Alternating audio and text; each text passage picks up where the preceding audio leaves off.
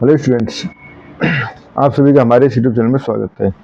Students, हम intermediate statistics for economics का paper solve कर रहे थे और क्वेश्चन नंबर 9A पे हम पहुंच चुके हैं।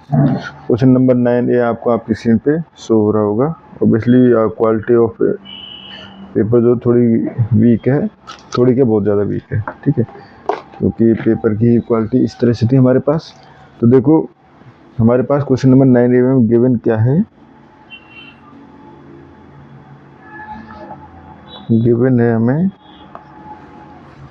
नल हाइपोथेसिस, ठीक है। नल हाइपोथेसिस गिवन है as not mu equal to 30 and alternate hypothesis H1 mu less than 30। तो बेसिकली ये हो गया हमारे पास लेफ्ट टेल टेस्ट, ठीक है। And n equal to 50 given है, स्टैंडर्ड डेविएशन 5 गिवन है एंड अल्फा की वैल्यू हमारे पास 0.05 गिवन है, ठीक है स्टूडेंट्स। तो बेसिकली हमें critical Z value alpha equal to 0.05 जो है लेफ्ट टेल टेस्ट के लिए क्या होगी, तो जेड अल्फा इक्वल टू, ठीक है।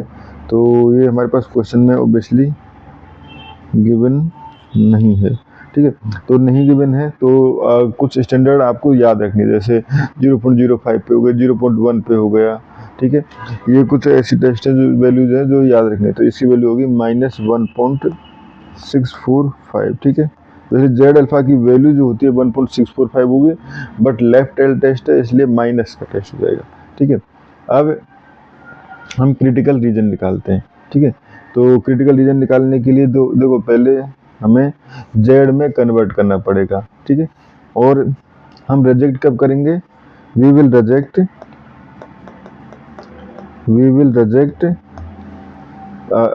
H naught and sorry null hypothesis if Z is less than -1.645, ठीक है।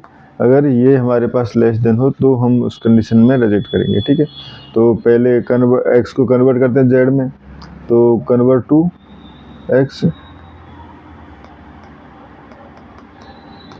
एक्स बार, ठीक है।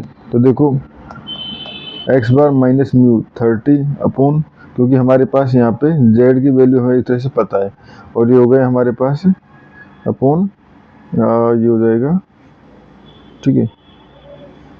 एंड ये हो जाएगा हमारे पास sigma standard deviation upon √n, ठीक है।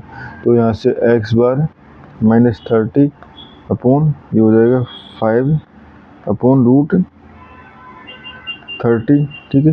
तो इसको आप सॉल्व करोगे तो ये वैल्यू आ जाएगी हमारे पास, बेसिकली ये वैल्यू आपके पास आ जाएगी एक्स बार -30, तो ये हो जाएगा एक्स बार -30 अपॉन 0.707, ठीक है। ये हो गया, ठीक है।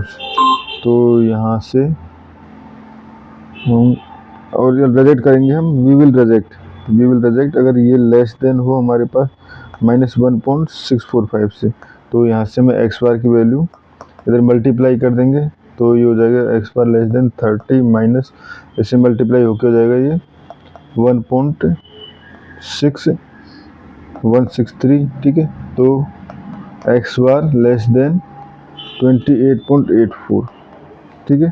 तो यहाँ से कह सकते हैं रिजेक्ट एच नॉट या नल हाइपोथेसिस, ठीक है।